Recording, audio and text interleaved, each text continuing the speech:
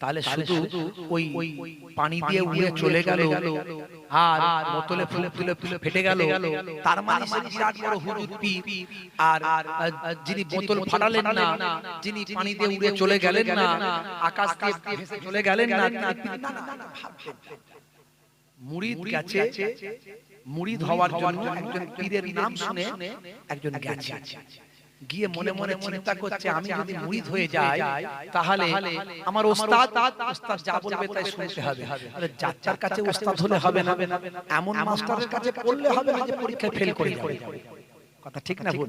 আপনি আপনার ছেলেকে পড়তে পাঠাবেন ওরকম মাস্টারের কাছে, যে মাস্টারের কাছে গেলে পড়াশোনা কিছু হবে না, শুধু গল্প, ফিস্ট, আনন্দ, ফুর্তি, ঘুরে বেড়ানো, পরীক্ষা ফেল। পাঠাবেন না। তাহলে আপনিও বুঝে সুঝে মাস্টারের কাছে আপনার ছেলেকে পাঠাবেন। আর আপনিও কোনো মাস্টারের কাছে গেলে বুঝে সুঝে যেতে হবে যে মাস্টার আপনাকে শেখাতে পারবে, বোঝাতে পারবে, পড়াতে পারবে, জানাতে পারবে। আর মাস্টার যদি নিজেই না জানে সে কেমন করে জানাবে? ঠিক বলছি না ভুল বলছি? বাবাজি আমার পীর সাহেবের কাছে বায়াত হওয়ার জন্য মুরিদ গেছে, আলেম মানুষ কিতাবি জ্ঞান আছে, কিতাবি জ্ঞান আছে। বসিরহাট আল্লামা হুজুর অনেক ডিগ্রি সব করে ফেললেন, অনেক পড়াশোনা করে ফেললেন, অনেক বড় পণ্ডিত হয়ে গেলেন। হুজুর যখন পড়াশোনা করতেন হুজুরের উপরে কেউ আর ফার্স্ট হতে পারত না, হুজুর এক নাম্বার। সব পড়াশোনা শেষ করে বলছে দুনিয়াবি তো সব শিখে ফেললাম, এবার আখিরাতেরটা শিখতে হবে। তাহলে আখিরাতেরটা শিখতে গেলে মাস্টারের কাছে যেতে হবে। কোন মাস্টার পাবো, কোথায় পাবো? বসিরহাট আল্লামা হুজুরের মতো মানুষ খুঁজে খুঁজে খুঁজে খুঁজে পেলেন কাকে? পীর আবু বকর সিদ্দিক রাহমাতুল্লাহ আলাইহি ফুরফুরা শরীফ, যিনি পরবর্তীকালে জামানার মুজাদ্দিদ হয়েছিলেন। জোরে হবে না? যেমন তেমন পীর ছিলেন না, মদিনা শরীফ থেকে 40টা হাদিসের সনদ প্রাপ্ত আলেম ছিলেন। 40টা হাদিস, আমরা তো 86টা 6টা হাদিস জানি। কত হাদিস? 86টা মানে কি? 6টা হাদিস। বুখারী, মুসলিম, তিরমিজি, আবু দাউদ, নাসাই, ইবনে মাজাহ 6টা। উনি 40টা হাদিসের সনদ প্রাপ্ত, ডিগ্রি প্রাপ্ত, 40টা হাদিসের সনদ প্রাপ্ত আল্লাহর আলেম ছিলেন। তবেই তো তিনি বসিরহাট হুজুরের মতো বড় আলেমের পীর হয়েছিলেন। আমার দাদা জান, আমার নানা জান ছোট হুজুর কেবলা ফুরফুরা শরীফ, আমার দাদা জান হুজুর পীর কেবলা। আমি ছোটবেলায় শুনেছি, দাদা জান অনেক বলেছেন। দাদা জান তো অল্প কয়েক বছর আগে ইন্তেকাল করেছেন, ওনার হায়াত হয়েছিল, আল্লাহ অনেক হায়াত দারাজ করেছিলেন। 117 বছর কিছু কম বেশি উনি হায়াত পেয়েছিলেন। জিন্দা ওলি ছিলেন। হিন্দুরা বলতো, হিন্দু ভাইরা বলতো আমাদের দেবতা ভগবান। আজও আরামবাগ সাব ডিভিশন হরিণখোলা এলাকায় গিয়ে জিজ্ঞাসা করবেন তিননগরের পীর সাহেব, বলবে আমাদের ঠাকুর, আমাদের দেবতা। তারা তাদের ভাষায় বলতো। আর মুসলমানরা বলতো জিন্দা। তো আমার দাদা জানের কাছে শুনেছি, বলে বাবা আমার তো ছোটবেলায় আব্বা আম্মা সব ইন্তেকাল করেছিলেন। 21 দিনে আমার মা ইন্তেকাল করেছিলেন, আর 2.5 বছরে আমার আব্বা ইন্তেকাল করেছিলেন। তাই আমার কষ্টের জীবন, আমার জিন্দেগিটা কেটেছে। সেই কষ্টের জীবন আমি কোনোদিন ছাড়িনি বাবা। আজও মাটির ঘরটা আমরা রেখেছি। সেই কষ্টের যে জীবন আমার কেটেছে। দুনিয়াবি শিক্ষা অনেক কষ্ট বাবা শিখেছি, অনেক কষ্ট করেছি, বাজারে মাল বিক্রি করেছি, লোকের বাড়ি খেটেছি।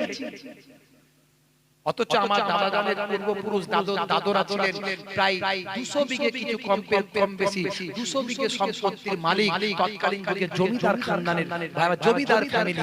ভাই আমার দাদা জানের পূর্বপুরুষ সব কেরমান থেকে এসেছিল। ভাই আমার সব দিক থেকে, মধ্যপ্রাচ্য থেকে, ভাই আমার সব আহলে বায়াতের খানদান ছিলেন।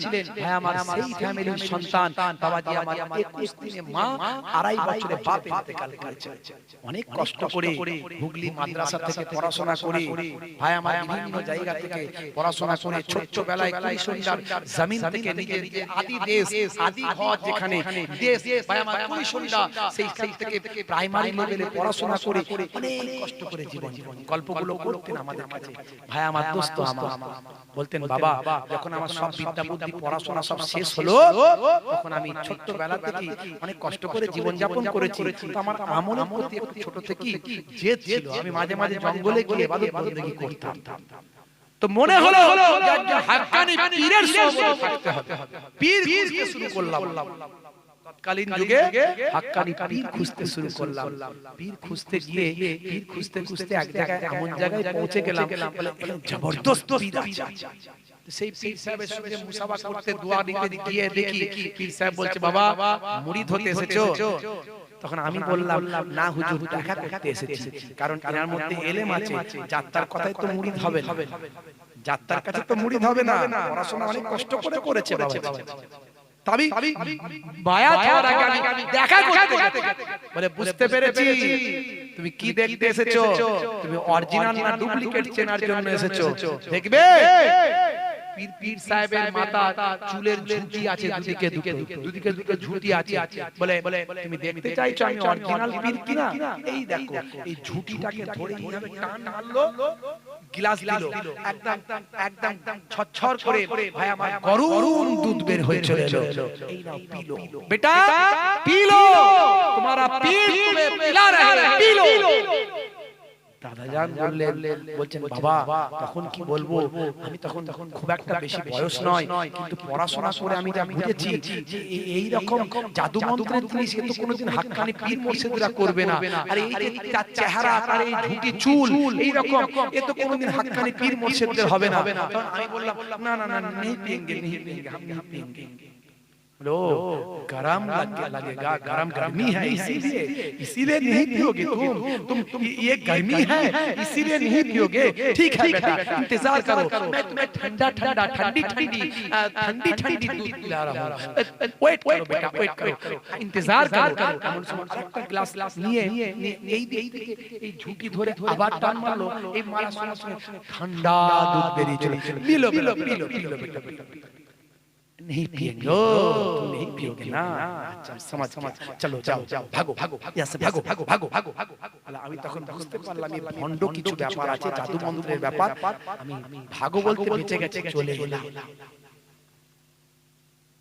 খুঁজে খুঁজে খুঁজে খুঁজে হক পীর খুঁজতে খুঁজতে আমি তোমার পর্দা তো জানা, তোমার পর্নামা জানা ছোট হুজুর কেবলার আব্বা তোমার পর্নামা জানার কাছে আমি পৌঁছে গেলাম। গিয়ে কলকাতা 9 নম্বর হালদার লেনে গিয়ে আমি সেখানে অনেক ঘটনা দাদাজান বলেছিল আমি বলছি না, তো আমি সেখানে গিয়ে হুজুরের হাতে হাত দিয়ে দাস্তে বায়াত হয়ে গেলাম। পীর মানে তাকে ওই মাথা থেকে দুধ বের করে দেখাতে হবে এটা নয়। মুরিদ গিয়ে বলছে হুজুর আমি আপনার কাছে থাকবো, আমি আপনার কাছে থাকবো। হুজুর বললেন আচ্ছা বাবা থাকো থাকো। মুরিদ মুরিদ নয়, তিনি নাম শুনে এসেছে, কিন্তু তার মনে মনে চিন্তা যে আমি হুজুরের কাছে থাকবো, যখন হুজুরের কিছু কারামত দেখবো, কারামত নিশ্চয়ই ইবাদত বন্দেগী এটা ওটা কিছু কারামত দেখা, এই চিন্তা ভাবনা নিয়ে এক মুরিদ গেছে পীরের কাছে।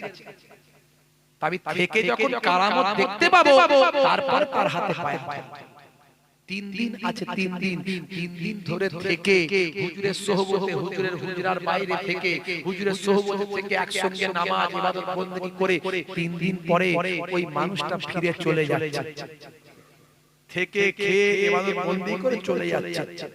যাবার সময় যখন দেখা করে চলে যাচ্ছে তখন ওই পীর সাহেব বলছে, হুজুর বলছে বাবা क्यों आए थे तुम तो बोला नहीं, तुम तो मुझे बताया नहीं, क्यों आए थे तुम? जरा मुझे बता कर जाओ, जरा मुझे बोल कर जाओ, तुम क्यों आए थे? তখন সেই মুরিদ বলছে হুজুর বেয়াদবি নেবেন না, আমি মুরিদ হওয়ার জন্য এসেছিলাম, কিন্তু আমি দেখতে চেয়েছিলাম যে আপনার কাছ থেকে কিছু কারামত দেখতে পাবো কিনা, তাই 3 দিন ধরে থেকেছি, কোনো কারামত তো দেখতে পাইনি আমি, কোনো কারামত দেখতে পাইনি আমি, তাই আমি মুরিদ না হয়ে চলে যাচ্ছি। বলছে ও আচ্ছা এই কথা বাবা, এই কথা শোনো বাবা, মুরিদ তোমাকে আমার হতে হবে না, কিন্তু তুমি 3 দিন ধরে আমার কাছে থেকেছো। বলে হ্যাঁ হ্যাঁ।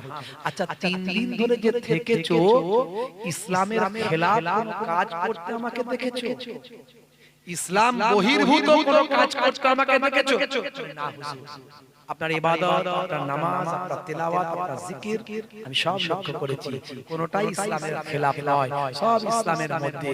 বলে বাবা, যে মানুষটা তার জীবন জিন্দেগিটাকে নবিয়ানা তরিকায় গড়ে দেয়, তার থেকে বড় পীর আর কেউ হতে পারে না।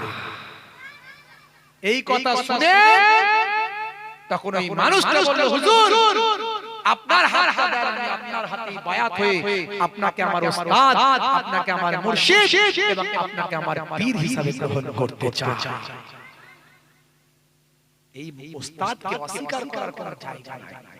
ছোট হুজুর পীর কেবলার কাছে এই মাটির ভাঁড়টা দিয়েছে। হে তরুণ যুবকেরা, হে আমার বন্ধুরা, হে আমার মুরব্বিয়ানেরা, শুনে রেখে দিন বাবা, জেনে রেখে দিন বাবা, এমন সময় দেখতে পাওয়া যায় আল্লাহর ওলি আপনাদের পীর মুর্শিদ হযরত ছোট হুজুর পীর কেবলা রাহমাতুল্লাহ আলাইহি সেই সময় বলেছিলেন, হে বাবা ছেলে, এই মাটির ভাঁড়টাকে কোথা থেকে নিয়ে এলে? সবাইকে ছেড়ে দিয়ে ওই ছেলেটাকে ধরেছে, কোথা থেকে মাটির ভাঁড়টা নিয়ে এলে? হ্যাঁ বলছে হুজুর বাপজি, আমাকে হুজুর এমন করে তাকিয়ে বলেছে, আমি যেন মনে হচ্ছে সব জানে, আমি যদি মিথ্যা কথা বলি ধরা পড়ে যাব। হে তরুণ যুবকেরা, হে আমার বন্ধুরা, হে আমার মুরব্বিয়ানেরা, সেই সময় ওই ফরিদকাটির মানুষটি বললেন, সেই সময় তিনি বললেন হুজুর বেয়াদবি নেবেন না, মুস্তাকি maaf করবেন। আমার মা বলেছিল হুজুর যেখানে আসবে সেখানে ওয়াজ শুনতে যাবে বাবা, আপনি যেখানে আসেন সেখানে আমি আপনার ওয়াজ শুনতে যাই। হুজুর আপনাকে ভীষণ ভালোবাসি, আপনার সোহবতে থাকতে বড় ভালোবাসি। আজকে আমার মা বলেছিল বাবা হুজুরের একটু মুখে জবানে দোয়া পড়া পানিটা নিয়ে আসবে বাবা, কিন্তু আসার সময় আমি আমার সঙ্গীদের সঙ্গে আসতে গিয়ে আমি ঘর থেকে কোনো বোতল আনতে ভুলে গিয়েছিলাম। হুজুর বেয়াদবি নেবেন না, আমি বাচ্চা মানুষ, ছোট মানুষ, কাউকে বলার আমার হিম্মত হয় না, একটা পানির বোতল দাও বাবা, একটা পাত্র দাও, আমি একটু হুজুরের জবানে দোয়া পড়া ফুঁক দেওয়া পানি নিয়ে যেতে চাই। হে তরুণ যুবকেরা, সেই সময় ফরিদকাটির মানুষটা ঝরঝর করে কাঁদতে কাঁদতে বলছে হুজুর বেয়াদবি নেবেন না, বেয়াদবি maaf করবেন। সেই সময় আমি আপনার জবানে দোয়া পড়া পানি পড়া নিয়ে যাবার জন্য আমি অস্থির হয়ে বললাম, মা আমাকে বলেছেন নিয়ে যেতে, আবার কবে আসবেন আমি জানি না, আবার আপনাকে কোথায় পাবো জানি না, কিভাবে পানি পড়া নেব আমি জানি না, তাই আমি বিচলিত হয়ে গিয়ে এই পাশ থেকে ফজরের পরে নামাজের পরে তখন চারিদিকে শুনশান, একটা খেজুর গাছে আমি সুন্দর একটা চকচকে পরিষ্কার একটা পাত্র দেখতে পেলাম, একটা নতুন পট দেখতে পেলাম, পাত্র দেখতে পেলাম। আমি খেজুর গাছে উঠে এই পাত্রটা খুলে নিয়ে ধুয়ে নিয়ে পরিষ্কার করে পানি নিয়ে আপনার সামনে এসে হাজিরা করে দিয়েছি। বাবা এই পানি যদি আমি তোমাকে পড়ে দিই, এই পানি তোমার কোনো কাজে লাগবে না গো, এই পানি তোমার কোনো কাজে লাগবে না। তুমি যে লোকের কাছ থেকে এই যে চুরি করা, লুকানো, লুকিয়ে যে পাত্রটা এনেছো, এই পাত্র নিয়ে এসে পানি পড়া নিয়ে গেলে ছোট হুজুরের পানি পড়া তোমার কোনো কাজে লাগবে না। তুমি এটা কি করেছো? পীর দেখো, পীর দেখো, পীর মানি শুধু উড়ে চলে গেল, পীর মানি শুধু সুখ দিয়ে বোতল ফাটিয়ে দিল, শুধু ওইটাই পীর, এইটাই পীর নয় না, একটু বুঝতে হবে পীর কাকে বলে। হে তরুণ যুবকেরা, হে আমার বন্ধুরা, হে আমার মুরব্বিয়ানেরা, হক্কানি আল্লাহর ওলিদের জবান থেকে যে দোয়াটা ওলিরা করে সেটা আল্লাহর আরশে কবুল হয়ে যায়, কারণ তাদের জবানটা তাদের জবানটা দোয়াই মুস্তাজিব হয়ে যায়। তারা যে জবান দিয়ে দোয়া চায় সেটা আল্লাহর আরশে কবুল হয়ে যায়। যদি তিনি নারাজ হয়ে যায়, মানুষ যাচাযাচি করেছিল আল্লাহর ওলিকে ফুঁক দেওয়ার জন্য, তখন তিনি ফুঁক দিয়েছিলেন, বোতলটা ফেটে গিয়েছিল। ও জালেম কি বুঝবে, ও মৌলবি কি বুঝবে, ও মাদ্রাসায় তো যায়নি, ও মাদ্রাসার দরজা দেখেনি, আগে রাজমিস্ত্রিগিরি করত, এখন সে বক্তা হয়ে গেছে, তাই বলে ফুরফুরার হুজুর নাকি বোতলে ফুঁক দিয়ে ফাটিয়ে দিয়েছে। শুধু বোতলটা ফুঁক দিয়ে ফাটানোটা দেখলো আল্লাহর ওলি নবিয়ানা তরিকায় চলেছেন, সেটা তাই দেখতে পেল না। হে তরুণ যুবকেরা, যারা আল্লাহর মাহবুব বান্দা হয়, তাদের আখলাকটা আখলাকুন নববী হয়, তাদের ইবাদতটা ইবাদতুন নববী হয়, তাদের চালচলনটা নবিয়ানা তরিকায় হয়, তাদের আমলটা আমলে রাসূল হয়ে যায়। হে তরুণ যুবকেরা, হে আমার বন্ধুরা, শুনে রেখে দিন, বাবা জেনে রেখে দেন, আল্লাহর মাহবুব বান্দা সেই সময় বললেন, বাবা ছেলে, আমি তোমার কষ্টটা বুঝতে পেরেছি, এখন তুমি যদি তোমাকে যদি পানি পড়া না দিই, তুমি বড় কষ্ট পেয়ে যাবে।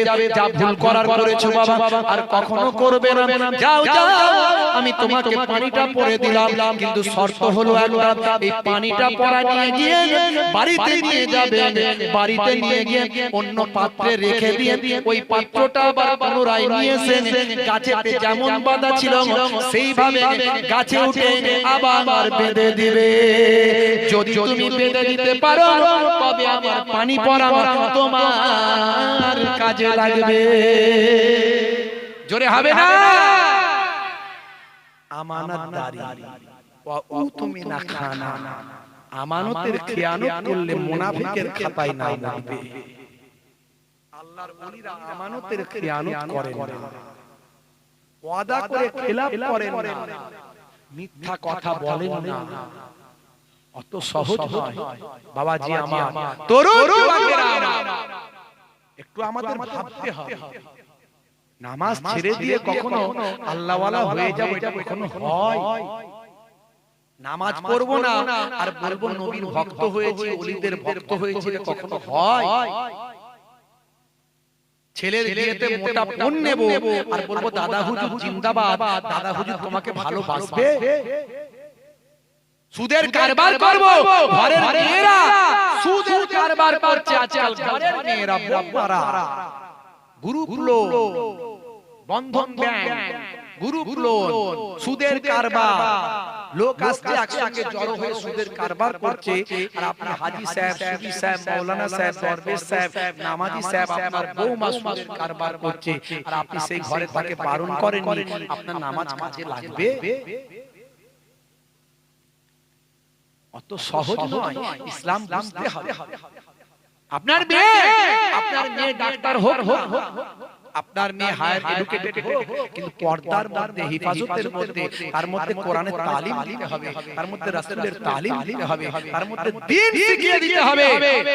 তারপরে সে যদি কোনো অন্যায় করে, তাই আপনাকে আর লাগবে না, কারণ আপনি তাকে শিখিয়ে দিয়েছেন, তালিম দিয়েছেন, গাইড করেছেন, সে বড় হয়েছে, হয়ে অন্যায় করছে, তার দায় সে নেবে। আপনার দায়িত্ব, যখন তার অন্যায় আপনি বুঝতে পারবেন, তাকে সাবধান করবেন, এটুকু করলেই হবে। বন্ধুরা আমার, নামাজ ছেড়ে দিয়ে কখনো আল্লাহর ওলি হওয়া যায় না।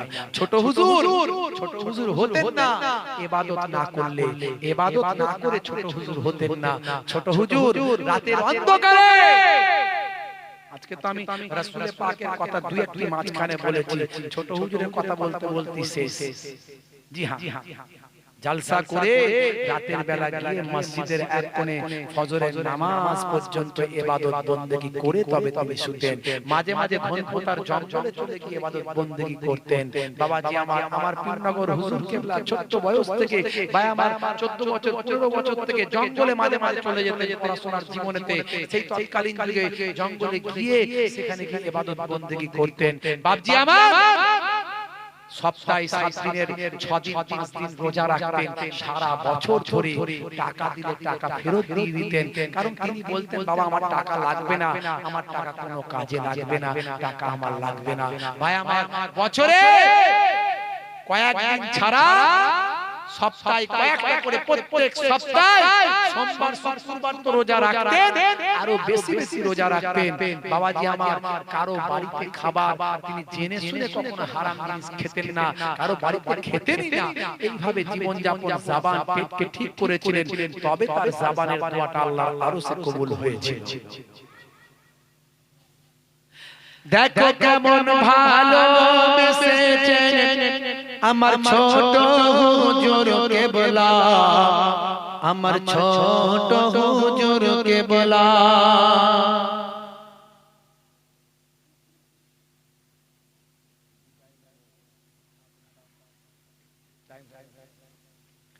দেখো কেমন ভালোবেসেছেন আমার ছোট হুজুরকে বলা, আমার ছোট হুজুরকে বলা। একদিন মসজিদে বসে বসে হুজুরে ইবাদত করে, আল্লাহর নবী এসে হাজিরা দিলে।